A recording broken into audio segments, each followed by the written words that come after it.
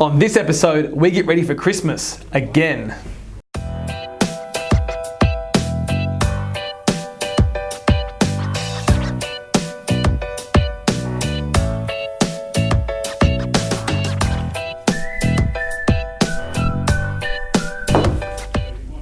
We're back for part 3 of the 6 tips for preparing your home for the Christmas holidays. Now, this is the third part of our 3-part series. Now, part 1, we talked about maintaining your backyard and pest control. So if you missed that video, head back over and watch it. Part 2, we talked about checking your appliances and getting your home ready for the hot days. Now, if you missed any of those 2 videos, please head over there and watch them. Really good topics covered. Now today, for the last part of the video series, we're going to be talking about doing the household safety checks and a bit of a spring clean. All right, let's get into the household safety check. So first things first is smoke detectors.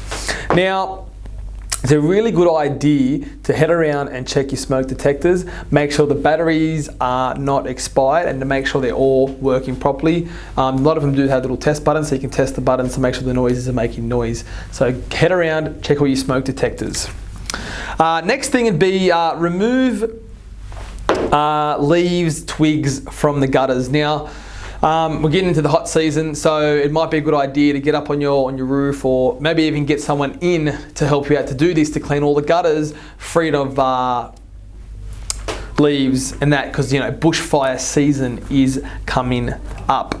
Next thing I want to talk about is the flammable materials, like gas bottles, fuel for your lawn. You want to keep these things away from the heat, because the last thing, in a cool, safe place, maybe they're in a shed out of the way, try not to leave them out in the exposed heat, because they can, you do hear stories of these things actually, exploding. So the last thing you want to do is free up all the stuff, put them in a nice, cool, safe place. So back to my last point about getting your gutters ready. Bushfires. So this is the one thing you really want to get ready for. So in preparations for that is you might want to consider having a bushfire escape plan. Now this could depend on where you actually live. If you're really close to that, you may already have one in place, but you just don't know where the bushfire can actually come from. So even if you don't have one, or you don't think you're in an area, it may not be a bad idea for you actually to get a bushfire escape plan ready. Now, it might be a good idea if you do have young kids. You might even want to get a bit of a drill prepped. You might be able to make it fun at the start. Excuse me. Get the kids together and say, if this happens, this is what we're going to do. Just in case it does happen, everyone knows where the bag is. If you have pets, you need to know what you need to get. You need to get out of there as quick as possible. So having a bushfire escape plan could definitely be one thing you may be interested in doing. Okay, spring cleaning. Now, it's Christmas time, and we all know what happens at Christmas time. Besides the eating and spending the time with the family, we get a lot of presents. Now, this might be a good time now in preparation for that is getting a bit of a spring clean happening. So the first place I would start is probably the garage. Over a lot of the winter months, I know myself too, it's just put it in the garage, put it in the garage, put it in the garage. And all of a sudden, you can't put it in the garage anymore. So this now might be a great time to go into the garage and start throwing out a lot of that unneeded junk or unwanted stuff, getting ready for new presents and new toys that I'm sure we're all going to be getting. Then you might want to go inside and look at all the kids' toys, maybe even the clothes, and look at the linens to see what you don't actually need. You might be able to donate some stuff to charities and things like that. So this may be a very, very good time now preparing for a good old spring clean.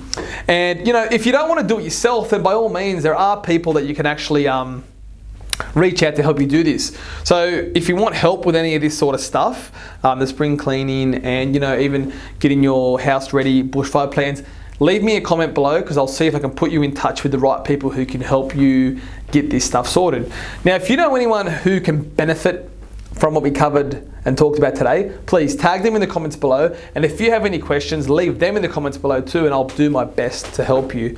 All right, guys, thank you for joining me on the 3-part series of getting your home prepped for the Christmas holidays. So now it's all prepped, ready to go. Now go out there and enjoy your holidays. Now, this is my last Simone TV video for the year. So from me here and everybody else at Simone Homes, I wish you all a very, very happy Christmas. Next week there may be a little bit of a special thing coming, but it won't be anything planned. So keep an eye out for that. Enjoy your holidays, guys. See you next year.